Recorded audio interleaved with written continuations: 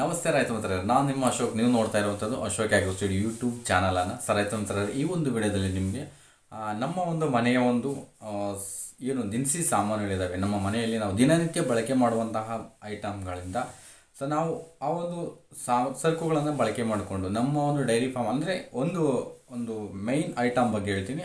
ಆ ಒಂದು ಮುಖ್ಯ ವಸ್ತುವಿನಿಂದ, ಆ ಒಂದು ಮುಖ್ಯ ಸರಕಿನಿಂದಾಗಿ ನಮಗೆ ಡೈರಿ ಫಾರ್ಮಲ್ಲಿ ಎರಡು ರೀತಿಯಲ್ಲಿ ಅನುಕೂಲ ಅಂತಕ್ಕಂಥದ್ದು ಯಾವ ರೀತಿ ಆಗುತ್ತೆ ಅನ್ನೋದನ್ನು ಈ ವಿಡಿಯೋದಲ್ಲಿ ಹೇಳ್ತೀನಿ. ಅಂದರೆ ಒಂದೇ ಐಟಮು ಟೂ ವರ್ಕ್ಸ್, ಎರಡು ಕೆಲಸ ಆಗುತ್ತೆ.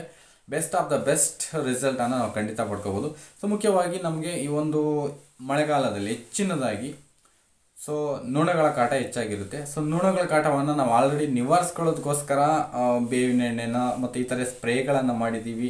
ಅಮೆತ್ರಾಜ್ನಂತಹ ಸ್ಟ್ರಾಂಗ್ ಮೆಡಿಸಿನ್ಗಳನ್ನು ಬಳಸಿದ್ರೂ ಸಹ, ಸ್ಪ್ರೇಗಳನ್ನು ಬಳಸಿದ್ರೂ ಸಹ ನೊಣಗಳು ಹೋಗ್ತಾ ಇಲ್ಲ. ಇಲ್ಲಿ ನಾವೇನು ಮಾಡ್ತಾ ಇದ್ದೀವಿ ಅಂತಂದರೆ, ಮುಖ್ಯವಾಗಿ ನೊಣಗಳನ್ನು ಕೊಲ್ತಾ ಇದ್ದೀವಿ. ನೊಣ ಅಥವಾ ಪರಾವಲಂಬಿ ಜೀವಿಗಳನ್ನು ಕೊಲ್ಲಿಕ್ಕೆ ಮ್ಯಾಕ್ಸಿಮಮ್ ಈಗ ಸ್ಪ್ರೇ ಮಾಡಿಬಿಟ್ಟು ಆ ವಿಷವನ್ನು ತೆಗೆದುಕೊಂಡು ಅಂದರೆ ಅಲ್ಲಿ ಇರ್ತಕ್ಕಂಥದ್ದು ಸತ್ತೋಗ್ತಾ ಇದೆ. ಬಟ್ ನೆಕ್ಸ್ಟ್ ಬೇರೆ ಕಡೆಯಿಂದ ಬರುವಂತಹ ನೊಣಗಳು ಸಹ ಬಂದು ಕೂರ್ತಾ ಇರ್ತವೆ. ಅಂದರೆ ಮತ್ತೆ ಮತ್ತೆ ಪದೇ ಪದೇ ರಿಪೀಟ್ ಆಗ್ತಾ ಇರುತ್ತೆ ಈ ನೊಣಗಳ ಸಮಸ್ಯೆಯನ್ನು.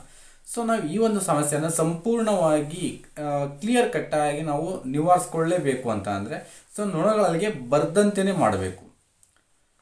ಈಗ ನಾವು ಯೂಸ್ ಮಾಡಿದಂತಹ ಪ್ರತಿ ಮೆಡಿಸನ್ನು ನೊಣಗಳು ಬರುತ್ತೆ, ಅದನ್ನು ಸ್ಮೆಲ್ ಮಾಡುತ್ತೆ, ಟೇಸ್ಟ್ ಮಾಡಿದಾಗ ಅದು ಕೆಮಿಕಲ್ ಆಗಿ ಸತ್ತೋಗ್ತವೆ.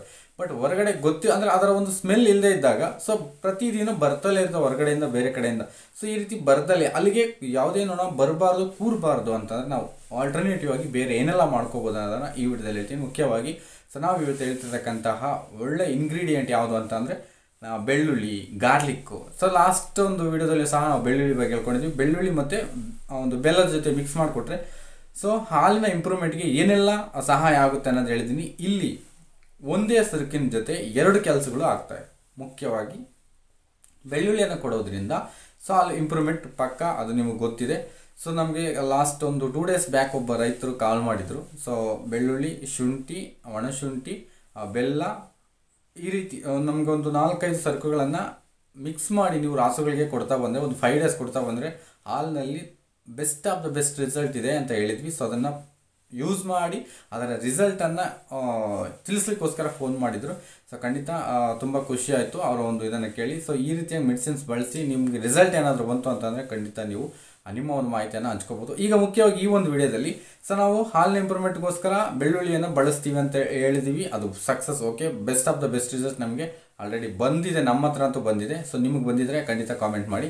ಹಾಗೆಯೇ ಇನ್ನೊಂದು, ನೊಣಗಳನ್ನು ನಾವು ಬೆಳ್ಳುಳ್ಳಿ ಮುಖಾಂತರ ಯಾವ ರೀತಿ ಓಡಿಸಬೇಕು, ಯಾವ ರೀತಿ ನಾವು ಅದನ್ನು ಅಲ್ಲಿಗೆ ಬರದಂತೆಯೇ ಮಾಡ್ಕೋಬೇಕು, ಅದನ್ನು ಈ ಒಂದು ವಿಡಿಯೋದಲ್ಲಿ ಹೇಳ್ತಾ ಹೋಗ್ತೀನಿ. ಮುಖ್ಯವಾಗಿ ನಾವಿಲ್ಲಿ ಬೆಳ್ಳುಳ್ಳಿಯನ್ನು ಕೊಡುವಂತಹ ಮೆಥಡ್ ಏನು ಅಂತಂದರೆ, ಡೈರೆಕ್ಟ್ ಬೆಳ್ಳುಳ್ಳಿ ಕೊಡಲ್ಲ. ಬೆಳ್ಳುಳ್ಳಿಗೆ ಪರ್ಯಾಯವಾಗಿ, ಅದಕ್ಕೆ ಬದಲಾಗಿ ನಮಗೆ ಮಾರ್ಕೆಟಲ್ಲಿ ಗಾರ್ಲಿಕ್ ಪೌಡರ್ಸ್ ಸಿಗುತ್ತೆ. ಬೆಳ್ಳುಳ್ಳಿ ಪೌಡರ್ಗಳು, ಡ್ರೈ ಪೌಡರ್ಸು. ನೀವು ಅದನ್ನು ಪರ್ಚೇಸ್ ಮಾಡಿಕೊಂಡ್ರೆ ಅದನ್ನು ನಿಮಗೆ ಒಂದು 2 to 3 ಗ್ರಾಮ್ನಷ್ಟು ಒಂದು ಹಸುವಿಗೆ 1-2-3 ಗ್ರಾಮ್ನಷ್ಟು ನೀವು ಈ ರೀತಿ ಫೀಡ್ ಜೊತೆ ಕೊಡೋದಕ್ಕಿಂತ ಮಿನರಲ್ ಮಿಕ್ಸರ್ಸ್ ಏನಾದರೂ ಕೊಡ್ತಾ ಇದ್ದರೆ, ನೀವು ಮಿನರಲ್ ಮಿಕ್ಸರಲ್ಲಿ ಡೈರೆಕ್ಟಾಗಿ ಮಿಕ್ಸ್ ಮಾಡಿಕೊಂಡ್ರೆ best of the best result ಬರೋದಕ್ಕೆ ಮ್ಯಾಕ್ಸಿಮಮ್ ಅವಕಾಶ ಇರುತ್ತೆ. ಇಲ್ಲ ನಾವು ಹಾಗೆ ಕೊಡ್ತೀವಿ ಅಂದರೆ ನೋ ಪ್ರಾಬ್ಲಮ್, ಕೊಡಿ. ಒಂದು 2 ಗ್ರಾಮಿಂದ 3 ಗ್ರಾಮ್ನಷ್ಟು ಪರ್ ಟೈಮ್ ಒಂದು ರಾಸುವಿಗೆ. ಇದು ಪೌಡರು ಒಣ ಪೌಡರ್ ಆಗಿರೋದ್ರಿಂದ ಅದನ್ನು ತಿನ್ನುತ್ತೆ, ರಾಸುಗಳು ಆಟೋಮೆಟಿಕಲಿ ತಿನ್ನುತ್ತೆ. ತಿಂದಾದ ನಂತರ ಇಲ್ಲಿ ಪ್ರೋಸೆಸ್ ಏನು ನಡೆಯುತ್ತೆ, ಫ್ಯಾಕ್ಟ್ ಏನಿಲ್ಲ ಅಂತ ಅಂದರೆ, ಇದನ್ನು ತಿಂದಂತಹ ಒಂದು ರಾಸುಗಳ ಒಂದು ದೇಹದಲ್ಲಿ ಏನಾಗುತ್ತೆ ಅಂದರೆ, ಬೆಳ್ಳುಳ್ಳಿಯಲ್ಲಿರುವಂತಹ ಮುಖ್ಯ ಒಂದು ಕಾಂಪೌಂಡ್ಸು ರಿಲೀಸ್ ಆದಾಗ ಆ ಒಂದು ಕಾಂಪೌಂಡ್ಸು ಚರ್ಮದ ಮುಖಾಂತರ, ಚರ್ಮದ ಮೇಲ್ಭಾಗದಲ್ಲಿ ಏನು ಚರ್ಮ ಇರುತ್ತೆ, ಚರ್ಮದ ಮೇಲ್ಭಾಗದಲ್ಲಿ ಇರುವಂತಹ ಒಂದು ಬೆವರು ಗ್ರಂಥಿಗಳ ಮುಖಾಂತರ ಅದು ಹೊರಕ್ಕೆ ಬರುತ್ತೆ. ಬಂದಾಗ ನಿಮ್ಗೆ ಆಲ್ರೆಡಿ ಗೊತ್ತು, ಬೆಳ್ಳುಳ್ಳಿ ಸ್ಮೆಲ್ ಅನ್ನೋದು ಗೊತ್ತಿರುತ್ತಲ್ಲ, ಈ ರೀತಿ ಸ್ಮೆಲ್ಲು ಅದು ಕನ್ವರ್ಟ್ ಆಗಿ ಇನ್ನೊಂದು ರೀತಿಯ ಒಂದು ಸ್ಮೆಲ್ ಆಗಿ ಪರಿವರ್ತನೆ ಆಗುತ್ತೆ. ಈ ಸ್ಮೆಲ್ಲಿಗೆ, ಆ ಒಂದು ಬೆಳ್ಳುಳ್ಳಿ ಎಲ್ಲ ಚರ್ಮದಿಂದ ಹೊರಕ್ಕೆ ಬಂದಂತಹ ಸ್ಮೆಲ್ಲಿಗೆ ನೊಣಗಳು ಖಂಡಿತ ಅಲ್ಲಂತೂ ಸುಳಿಯೋದೇ ಇಲ್ಲ. ಟೆಸ್ಟ್ ಮಾಡಿ, ನೀವು ಖಂಡಿತ ಟೆಸ್ಟ್ ಮಾಡಿ ನನಗೆ ಕಾಮೆಂಟ್ ಮಾಡಿ. ಅದರ ಒಂದು 5 days ಹೋಗಿ ಎಷ್ಟು ದಿನ ಕೊಡಬೇಕು ಇದನ್ನು ಅಂತಂದರೆ, ಖಂಡಿತ ಆ ಸೀಸನ್ ಕಂಪ್ಲೀಟ್ ಆಗೋ ತನಕ ಕೊಡ್ತಾ ಬಂದರೆ ಏನು ತೊಂದರೆ ಇಲ್ಲ, ರಾಸುಗಳಿಗೆ ಏನು ತೊಂದರೆ ಆಗಲ್ಲ. ಆ ಸೀಸನ್ ಮುಗಿಯೋ ತನಕ ನೀವು ಕೊಟ್ಟರು ಸಹ ಏನು ಲಾಸ್ ಆಗೋದಿಲ್ಲ. ಇಲ್ಲ ನಮಗೆ ಪೌಡರ್ ಸಿಗ್ತಾ ಇಲ್ಲ ಸರ್, ಪೌಡರ್ ಒಂದು ಸಿಗ್ತಾ ಇಲ್ಲ ಅಂತಂದರೆ ನೀವು ಯಾವುದನ್ನು ಕೊಡ್ಬೋದು ಅಂದರೆ, ಖಂಡಿತ ಡೈರೆಕ್ಟಾಗಿ ನೀವು ಬೆಳ್ಳುಳ್ಳಿಯನ್ನೇ ಕೊಡ್ಬೋದು. ಅದರ ಮುಖಾಂತರಲ್ಲೂ ಸಹ ವರ್ಕೌಟ್ ಆಗುತ್ತೆ, ಏನು ತೊಂದರೆ ಇರೋದಿಲ್ಲ.